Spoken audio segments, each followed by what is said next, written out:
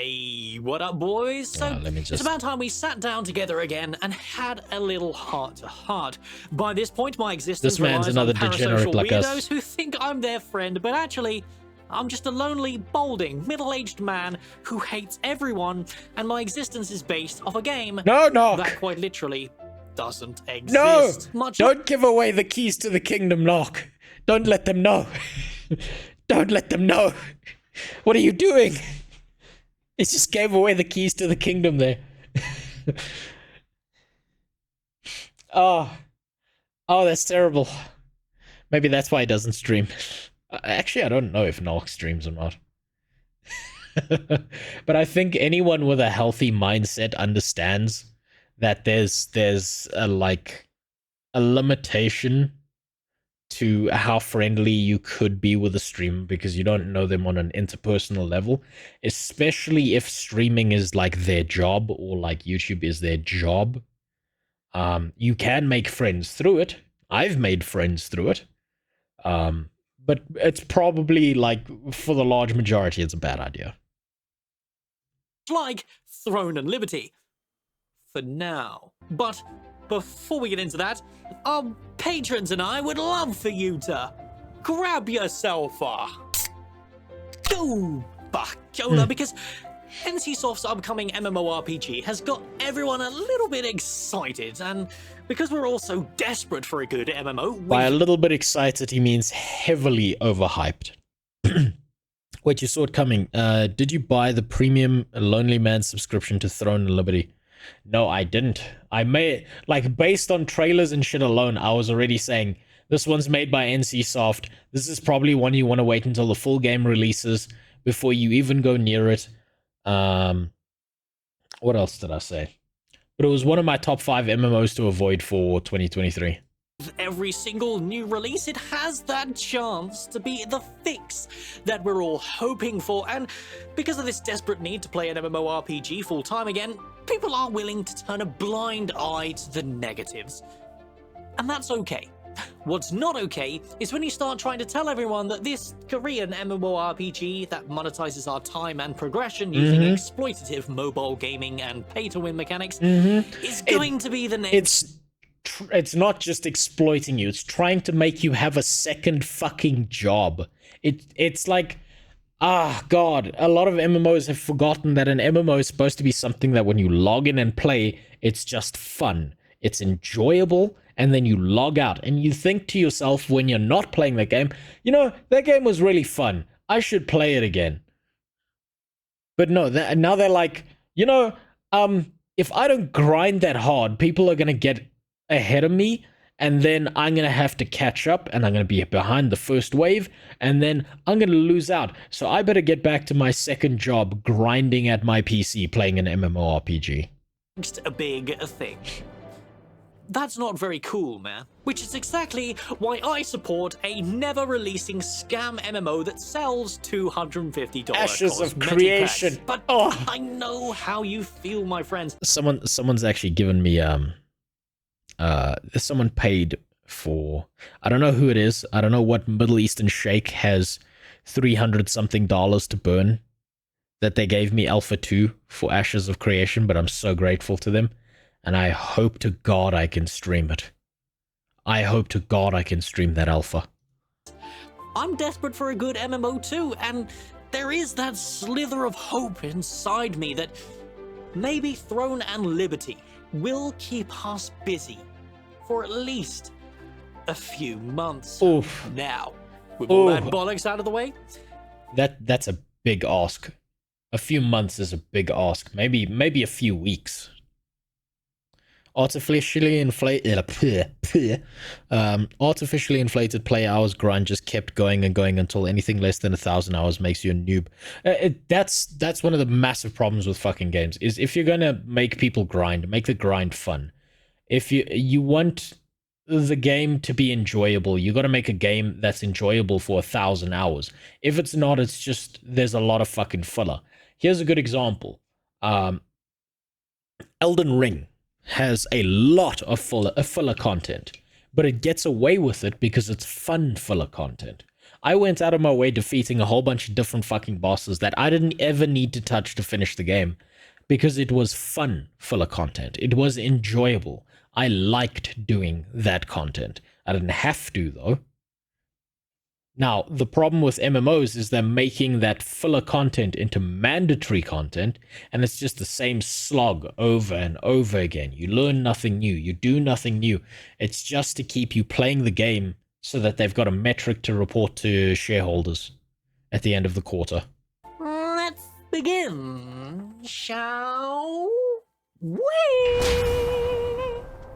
Now, as promised, there's a bunch of pretty interesting information just released to the public, which I found casually browsing the most insidious pit of human hatred on the planet. r/mmorpg. Fuck. Jesus. That's a bad place to go. I know. I went there before I went to the Guild Wars 2 subreddit. Oh, fuck me. Is that a dangerous place to go? Ugh. Ugh. And the thread links you to another YouTube video that goes into deep detail about all these mechanics I'm going to be discussing today. That thread will of course be linked in the description below, so if anything we talk about today piques your interest, you can learn more about this impending Western disaster there. Surely my casual skepticism for another NC-soft MMO will drill some sense into you.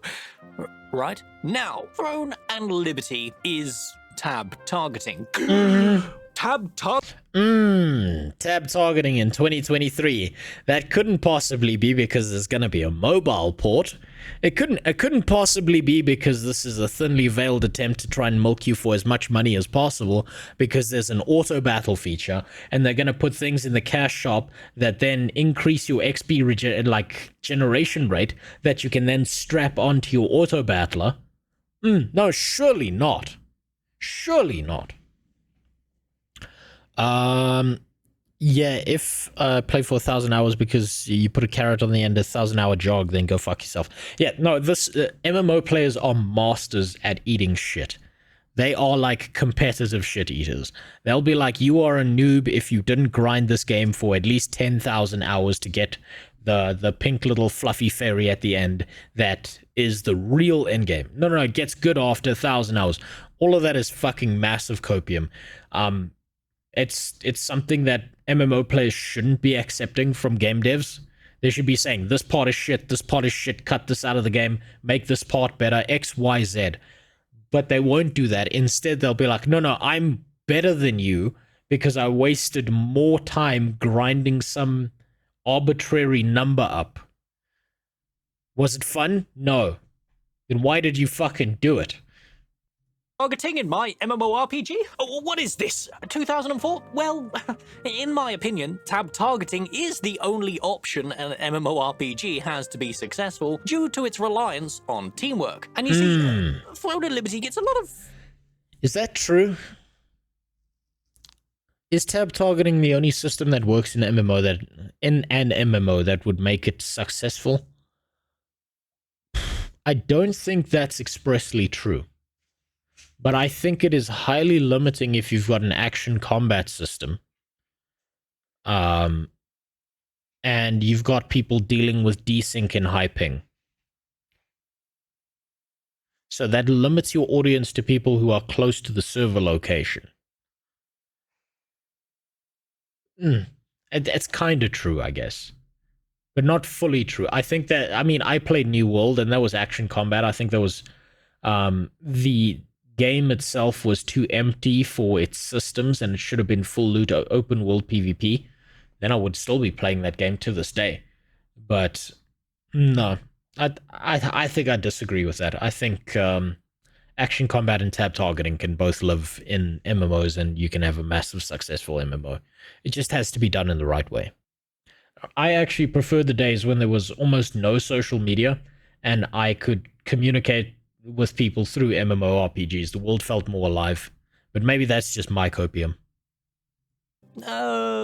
Praise, shall we say, for being the next Black Desert Online. So people's disappointment around this combat choice would be disappointing. But I would argue that although the aesthetics are similar, the aesthetics are just very Asian. which is evidently an inherent design choice by Korean developers. You know how Western games look Western? Funny how that works, isn't it? What Yeah, that's true. There's like a very specific style to Asian MMOs versus Western MMOs, and I don't quite know how to put it into words, but there's always this like hyper detailed behavior in a lot of Eastern MMOs that aren't Genshin Impact clones. And then Western ones tend to be more low poly or poly limited or have like a stylization to them. Actually argue, and I also think the more distinguished gentleman in the loop of this game's development would say is it's actually the successor of Lineage 2, a statement that makes me and probably a lot of you guys in this particular niche community very excited, as that's pretty much what we're... It doesn't make me very excited, it makes me very nervous, because I'm wondering if they learned from Lineage 2, not in the good ways, but in the bad ways. I worry that instead of learning all the lessons that would make a game better, they learned all the lessons to make the game more manipulative and get more money out of you over time. Waiting for, right? An actual MMORPG that is a successor to certain older, massively multiplayer online role-playing game design. However, despite this combat choice, there are a few modern twists on it, namely something that I'm not a fan of, and that's the limited action set and high focus on weapon mastery. Okay, so they're gonna have a limited action set because they're gonna port it to mobile, and the high weapon mastery is to make sure that you grind as much as fucking possible. You can tell Western because it's not optimized and looks like total shit on release on your RTX 4090 Platinum plus Deluxe. Yeah, okay, but keep in mind, I'll have you know, Politude, all 3 pixels in a Western MMO look fantastic about a year and a half after launch, once they've patched out most of the visual bugs. That's all I'm saying. All 3 of those pixels, perfect. Obviously didn't get to play the game myself, and I've only heard it through literally a friend of a friend, or rather, an acquaintance of an acquaintance. Okay, fine. A stranger of a stranger, because I'm too reclusive to interact with anyone directly. But the point is, nobody here in the West has had hands-on experience with it yet. However, most of these combat details are pretty moot to discuss until we can actually play it ourselves, rather than hearing about it during a closed alpha test from someone that is likely already very invested and is playing it up massively. So we'll just gloss over the fine details and say it's probably going to be a more modern take on the traditional tab targeting gameplay. Now that we're all familiar with the combat mechanics, let's talk about Throne and Liberty's most controversial system. Yes, the game as it currently stands is confirmed to have both auto-pathing, and if that didn't already turn you... Auto-pathing and auto-battling. What a fucking ridiculous system. Oh my god, it is incredible. It's going to be the most amazing monetization you've ever seen in your life. They are going to monetize the absolute shit out of this game through those systems. Oh, we see that you put your character on auto battle.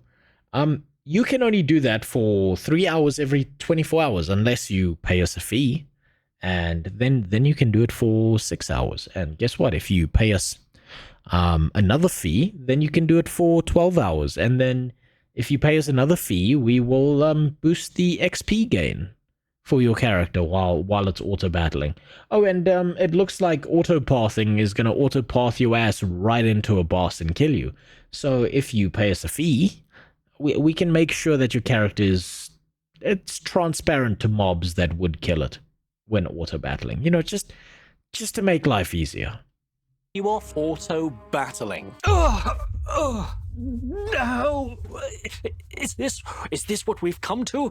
God damn it!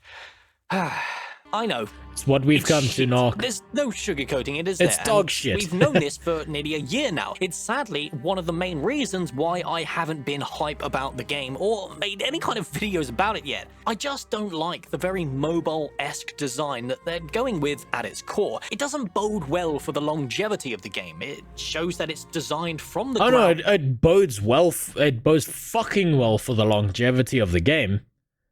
I mean, sorry, not the longevity of the game, the longevity of the bank accounts of the people who made the game. Sorry, misspoke.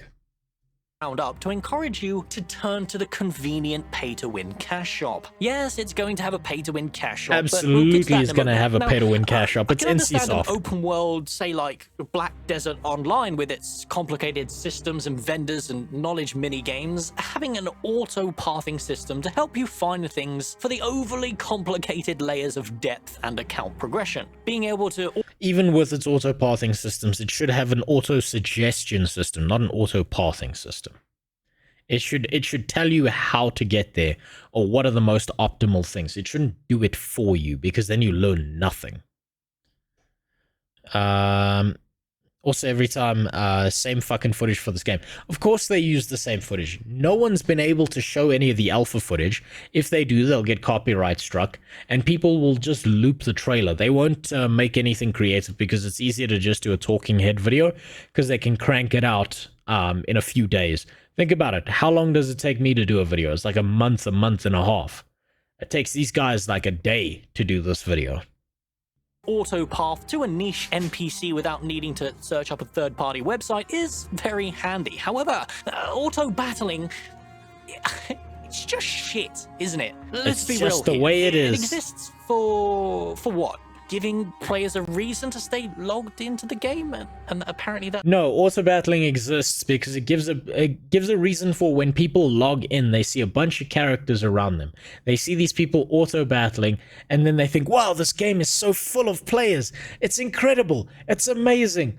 I love this game. And then it also makes their shareholders and other people happier.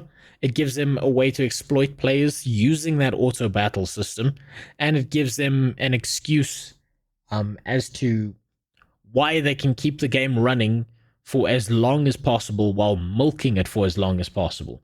Because if you log out of a game and you never set your character on auto battle, they consider you gone after like a week. But if you log out of a game, set your character on auto battle, and then you just never play again, but you've set it on auto battle, I'm willing to bet that they could count you as an active player for way longer, which looks way better to shareholders. That's good. When you end up AFK logged in for months or even years at a time, it builds up that sunk cost fallacy. Trust me, I know. I played Black Desert Online for 10,000 hours. It's predatory in more ways than one. Oh, it's As for the mechanics behind predatory. the auto battler system in Throne and Liberty, well, it's only available to mobs 5 levels below you, and your sustainability is designed around a pet that auto heals you using a very Black Desert Online-esque fairy auto potion system. Whew, that was a mouthful. Basically, the TLDR of all this trash is that the game's gonna be dead on arrival here in the West, isn't it? Ain't nobody gonna be putting up with an auto It won't be dead on arrival. It'll be aborted after a week, though. battler MMO. At least, not yet. But then again, some corporate entity needs to break the ice first, don't they? Of Maybe course in they another do. 5 to 10 years, auto battling will just be another acceptable mechanic alongside It absolutely fucking will, because you discussed it today, but people will accept this, and they'll say, no, but it's just one game. Don't play that game. And then it'll be in every fucking game. This is why gatekeeping is so, like, important. This is why an old fucking wrinkly-ass man like me is stuck in the past, because I'm still stuck at the gates of pay to win is dog shit and we should not accept it in any form in any of our video games. And everyone's like, no, it's not pay to win, it's pay for convenience. It's just the skins. Like, fuck. We make up a bunch of excuses, and if we just said, no, this shit is not acceptable, we wouldn't have to deal with it. But slowly, like a fungus on your balls, it will creep up towards your belly button. It's getting there. The auto battles will be all over the place. long accepted pay to win. You see, my main problem with all of this is that although yes, Black fuck it, Desert it's not a Online bad does idea, also Yogi. offer an auto trainer at their dummies which let you level up AFK, however, it was just AFKing in the town rather than filling up the open world. They try to sell the auto battler to us as very customizable with the loot that you pick up and what mobs that you attack, etc, etc, but it doesn't matter how customizable this auto battler system is because surely Throne and Liberty's world won't be filled with bots non-stop farming every single area. Oh They wait, just oh my god, I just realized this is fucking genius. Instead of getting rid of the bots, they've just integrated them into the game. Oh god, that's ingenious. Holy shit. They've both simultaneously gotten rid of all bots and made the botting problem infinitely worse. not bots, are they? They're actual players. And apparently that makes it okay. Will their open world PvP systems solve this? Well, No. I guess we'll just have to see, won't we? Of course it It's just won't. a shit system that has You'll get flagged or you'll get punished for targeting auto battle players, or they'll make sure that those players specifically who pay to have a safety mechanism aren't focused down on. psychological manipulation at its core, and I will never agree to any kind of AFK activities or auto battler systems, and I'd even argue that auto pathing is an overall negative as it exists It is, yes. to supplement an overly complicated game or a lack of confidence in that game's world design. Finally, before we conclude, I want to talk about the game's monetization because yes, it's a Korean MMO. We already knew this was going to be the case no matter how much NCSoft tried to deflect it back in 2022. How many people still fall for dodgy marketing statements is well beyond my understanding, but here we are. Don't try to defend it because I fucking hate pay to win and you're just gonna I fucking hate it too, dude. I fucking despise pay to win.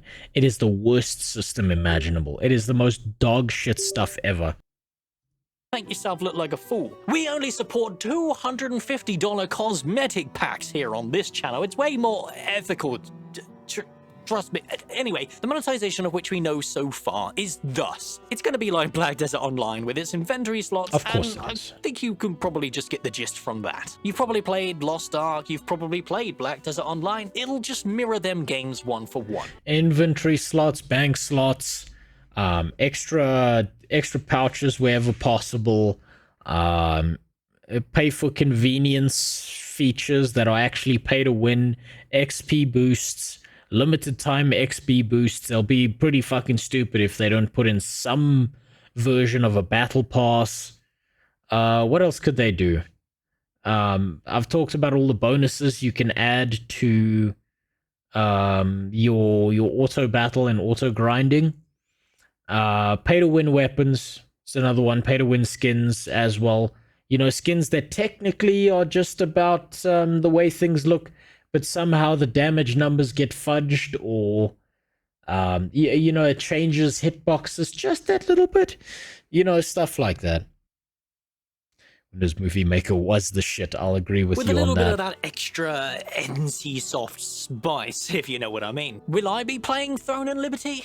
Well, yes, I will, because I'm desperate for a good MMO, and I also want to give you guys a fair, thorough review. And I think just to respect the time that I spent into BDO, I'm obliged to at least see if this game is a real competitor. To conclude, there are a bunch of additional, more niche information that is all subject to change, so I'm not going to waste your time getting into it whilst it is second-hand information. For you see, instead, we have another Korean beta from May 24th to the 30th, so we will hear more about it in a few weeks, and May 24th.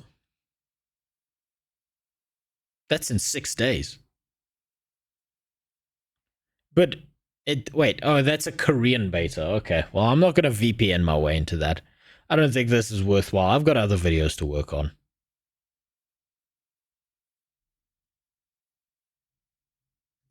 Amazon are expecting to release a global beta for us gullible Westerners shortly after. Hopefully. The game is due to release globally in the second half of 2023 after a plethora of delays, and it doesn't bode well. Second half of 2023, I think they've said October. So we can expect this game to release in 2024, December. For the game, does it? Sadly, it's very indicative of development hell that most certainly isn't the devs scrambling around to fix completely unplayable dogshit, similar to what we experienced in New World, or most AAA games released in the current year for that matter. But as usual, I am just one nerd, desperate for a good MMO, and my opinion means nothing without yours in the comments below. And yeah, I've held off talking about Throne and Liberty until we actually had hard confirmation about the auto-battling and tab targeting I feel so good. Well, here it is. I feel so vindicated. Yeah, what can I say? Knowing. I don't think the West is going to accept this trash, no matter how much the game tries to sugarcoat it. Yeah, anyway, good. As usual, I want to thank my patrons. Without your support, this balding, middle-aged man wouldn't be able to live his dream of talking shit on the internet. If you made it to the end of the video, surely it's worth giving a like, and if you haven't already, want to go ahead and subscribe, and I'll see you in the next one, because fuck that. God damn, look at that ratio. You know what the worst part is? I'm jealous of it. See you in the next one, because you're high on copium. Fucking a great video. I just have to fucking pull this up quickly. I have to pull this up. I'm so proud of myself for this. I got it right. 3 months ago. 3 fucking months ago. What did I say? Release and you know what you're getting into. This is the game with weather effects that alter Hold on. continuation of the lineage series of MMOs. Now, based on their trailers, this game looks like it's going to be a banger. Just look at those graphics, those mechanics, that gigantic amount of players all fighting together in the same world without layering. Please, God, tell me there's not layering. There's going to be layering. Still a reason that this one should make the list. Yeah, here it is. I should be telling you to avoid this one, at least until full release and you know what you're getting into. This is the game with weather effects that alter combat conditions, open world dungeons, PvP, PvE, great looking graphics, and a whole mantling mechanic that looks pretty slick. But there's 2 simple reasons that this game right here is on this list. The first one is these guys, There you go. There it is. You have no idea what I'm... There it is. Reason 1 was good enough. I didn't need 2 reasons. I was fucking right. God damn it. 3 months. 3 months ahead of the curve on that.